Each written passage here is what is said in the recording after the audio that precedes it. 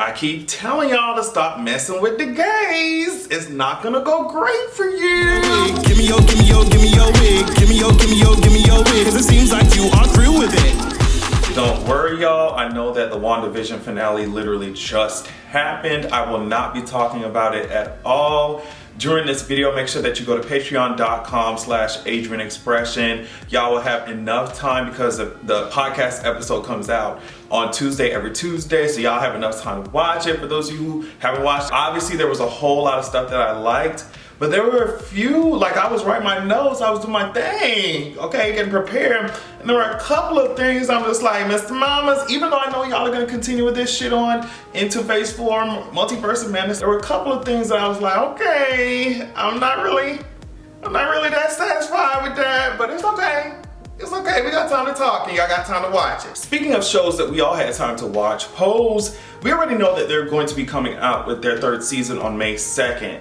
But recently, like literally just before I started making this video, Knowles, they are the executive producer, writer, director, and co-creator of Pose. They announced that the third season will be the final season, and I was like, no! I'll put up the announcement that he made. I'll read some of it. He said, I, along with my incredible collaborators, never intended on changing the TV landscape. I simply wanted to tell an honest story about family, resilience, and love. They go on to thank the cast and crew and writers and producers. They thank the audience and also the ballroom scene, the critics. It's really sad just because I feel like this show has impacted people in so many different ways, especially those who may have grown up in very similar environments, just trying to fight traumatic experiences and work through a difficult ass life to figure out who you are. Like, it's just, that show has resonated with so many people and has educated so many people. So it's really sad to see that show go. We were introduced to amazing talent, and it's literally shined a spotlight on trans actresses. It's just so much good came out of it, and I guess we'll be able to see where the character arcs are going. But let me tell you one thing. Y'all bet not, I know what's going on and I know the reality of the situation, and especially back then, but y'all cannot kill Parker! Y'all can't, please, y'all cannot, please, just give sis, I don't know if you gotta give her a Lady Olenna type of tease if y'all wanna do that shit, but please don't, I don't know, y'all do what y'all gotta do, y'all know what y'all doing, y'all running the show. But oh my gosh, I don't want to see Blanca leave me, girl. And I know it's sad, but I wanted to show y'all this video from Angela. He was the one who plays Boppy. Naturally, it's very bittersweet. Excited for new beginnings, right? I think we all should be. But also, my heart is aching. You know, you spend 3 years with these storylines and these characters and these people.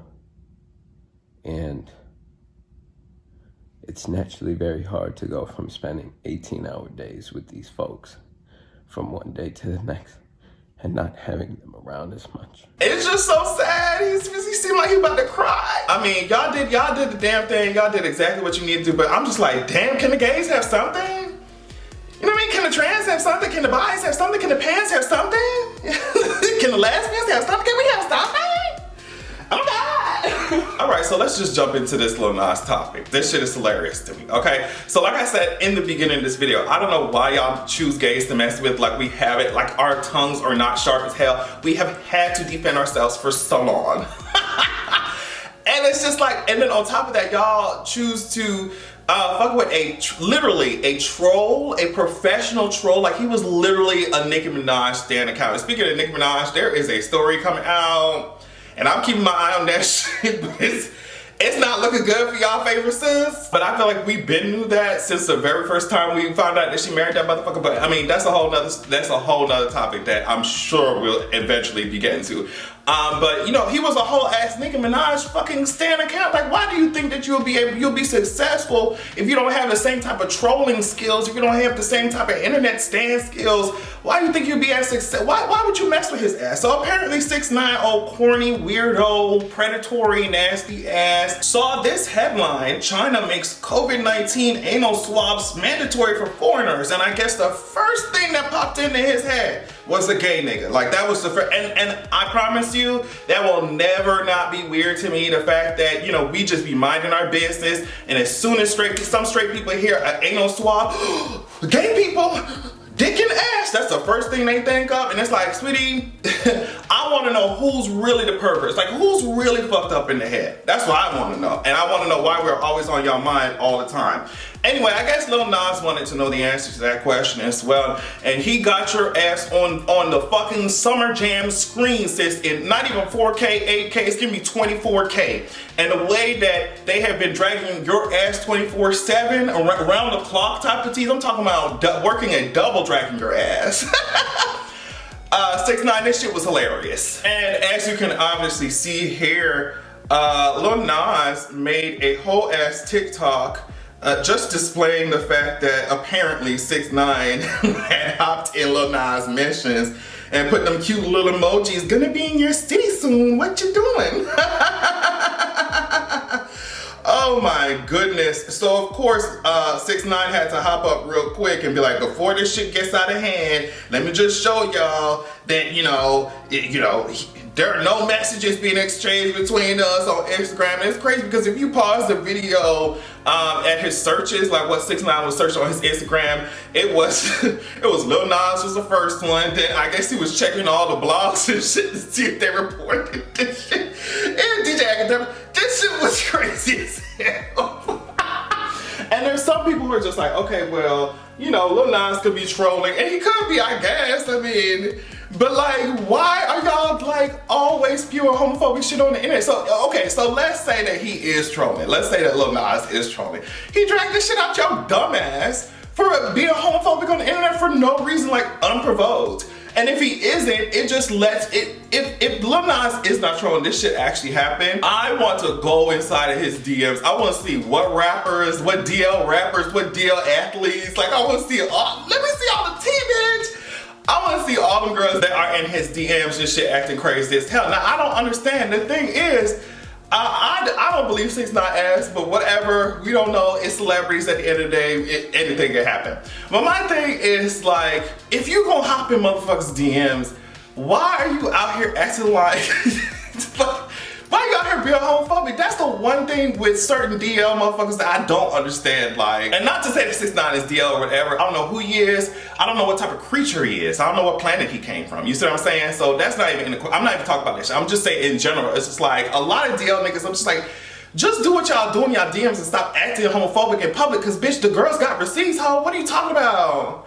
I never understand, this is a whole nother segue, but I never understand when DL men do that shit, like they be dragging the shit out of fucking femme niggas. Like, bitch, we be at brunch, like talking about y'all's dumb ashy ass. What y'all talking about? Don't be homophobic. I am still so mad that y'all allowed that man entrance. Y'all gave that man access to the music industry, 6ix9ine. I hate that y'all did it. I really do. It's just, but I'm glad that Lil Nas X is clearing it. Drag it, continue to drag it, and please continue, and drag everybody else who's trying it. Y'all, let's take a break and talk about something good for just a second. Megan Thee Stallion has joined forces with Texas Representative Sheila Jackson Lee and the NACC Disaster Services to help her hometown of Houston because of all the bullshit that happened with the storm and their power's out. People are struggling over there. So she's trying to organize some help, organize some coalitions so that they can go out there and help out Houston. She said, seeing the devastation and hearing the heartbreaking stories that have surfaced, I knew I had to do something to help my hometown. So that's something good, something positive, something cheery to happen that lifts our spirits and hopefully can lift up Houston. But to bring it right back down, here come Matthew Knowles. Now, I just, this shit was kind of crazy to me. So Matthew Knowles was being interviewed on this show called Leia's Lemonade or something like that, if I'm pronouncing that correctly. And one of the questions that kind of went a little bit viral on social media, and his answer to it, of course, was Leia was asking, the host was asking, a lot of people online compare Chloe to a younger Beyonce. Do you see the comparison? The same thing that you saw in young Beyonce, do you see it in Chloe Bailey? And some people were just like, oh my gosh, you know, the interviewer was messy for asking that question. And I don't think so at all. I get that it's an interesting question to be asking, but I personally do not think that shit was messy. There's so many comparisons between, you know, obviously because they're her fucking protege. Like, they're gonna compare Halle and Chloe. I mean, we always talk about how Chloe and Halle have obvious influences from Beyonce. The way that their runs are constructed and the way that they stack their harmonies, obviously, like, they draw some inspiration from the person who is out here helping them out. Like, I don't understand what the big idea was. And the reason why I'm saying that is just the way that Matthew responded. He was like, you gotta be an idiot to, like, literally, that's what he said. Idiot to be comparing like the talent levels of Chloe to Beyonce. Are you really asking me this question? Like, he really acted like the interviewer had said, oh bitch, Chloe said she wanted to beat Beyonce ass, bitch. What do you think about that shit? Like, if that was the question that she asked, then okay. You know, but like, his response to what she was saying, I don't think that shit was warranted at all. And it looked really fucking messy, especially because Halle had to come out here and say, and we already know, like I said, Halle's a very nuck if you buck kind of girl. And I think she was just like, girl, this Beyonce dad, let me just keep it cute. But she put up these tweets, she was just like, I just came on here to say that I will ride for my sister. It is what it is. And I just came out here to say how amazing it is that Chloe Bailey is already an icon. And I'm glad that she went up here and did that shit, because it's just, that response, in my opinion, from Matthew Knowles was really fucking weird. And I think it's just a small window into his personality. Speaking of weirdos, I'm just gonna talk about him for just a couple seconds, but Mitch McConnell got his ass up on the Fox saying that he's a bit concerned. He's concerned that people won't go back to work if they get a $1,400 check and extended unemployment benefits. Mitch McConnell, I am more concerned that you're out here, you know, going on TV looking like this. You're giving me very much Prince Philip type of tease. I mean, y'all both look like leaking Horcruxes. And I'm not talking about no Jamaican ass, church ass event, but you got bigger fish to motherfucking fry. Now there is a concern about making it more advantageous to stay home rather than going back to work. You gotta be really evil. That's what you have to be. To be thinking that, you know, a check that motherfuckers ain't even got yet, that don't even be covering rent for a lot of motherfuckers. Extended unemployment benefits is going to be enough. Like, oh yeah, girl, I got a stack in my account. Oh girl, I don't have to go back to work now. Oh shit, that 1.4, bitch. I'm so motherfucking, don't talk to me. It's hide the money, bitch. It's broke people around, bitch. You know what I mean? $1,000, bitch.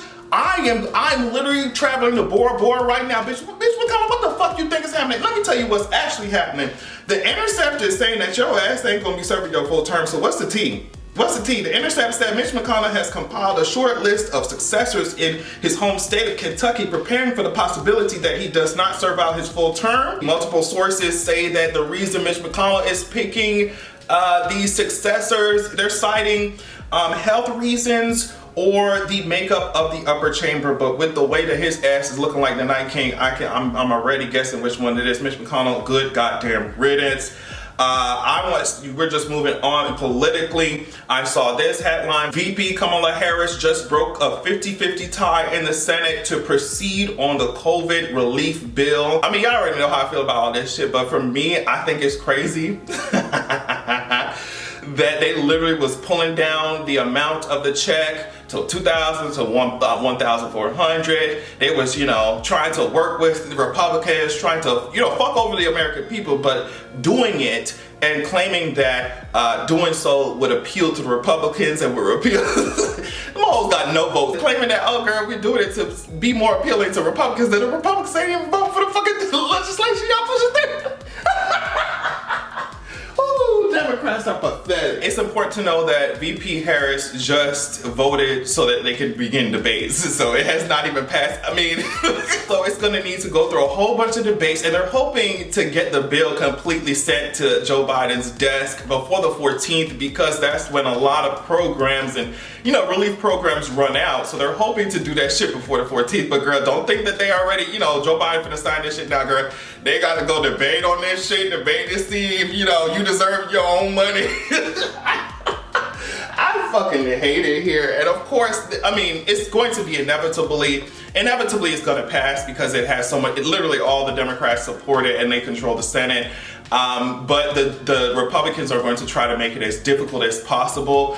They're going to try to make this process as ridiculous as possible. For example, GOP Senator Ron Johnson immediately asked the Senate clerk to read the entire bill aloud, a process that took almost 11 hours and had to be completed before the debate could even begin. The Republicans are trying to force votes on dozens of amendments, and this process could extend all the way up until the weekend. So it's just...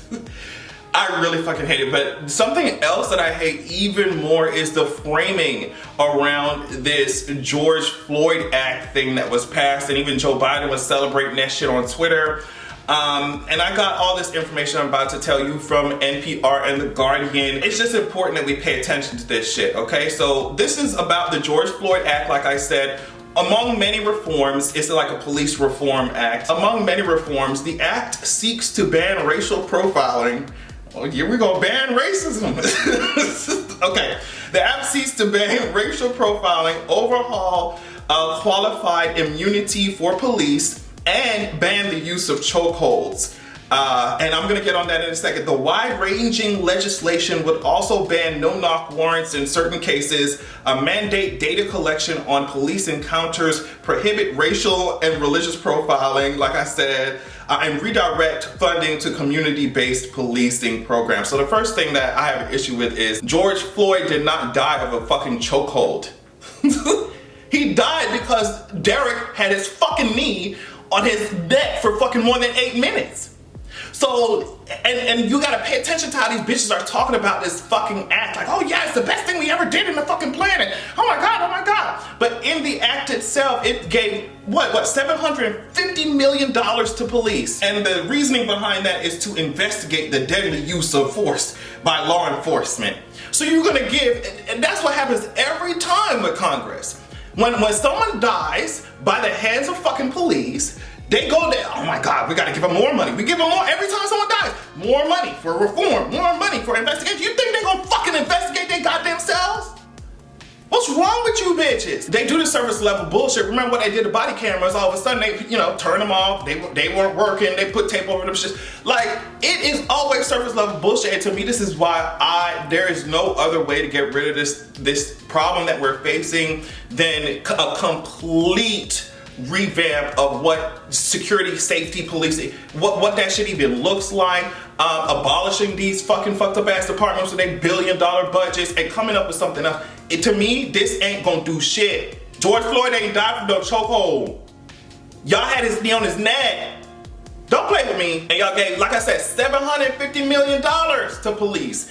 And can't get $15 minimum wage and can't get $2,000 motherfucking checks. I see what they were trying to convince people that they were doing, but it's not just, they're just not doing it. It's not doing it. Like I said earlier, make sure you stay tuned and check out patreon.com/AdrianExpression. I'm gonna be running my mouth about WandaVision on the podcast on Tuesday. Love y'all so much. Thank you so much for watching, and make sure you have an amazing weekend. Make sure you have a good goddamn evening.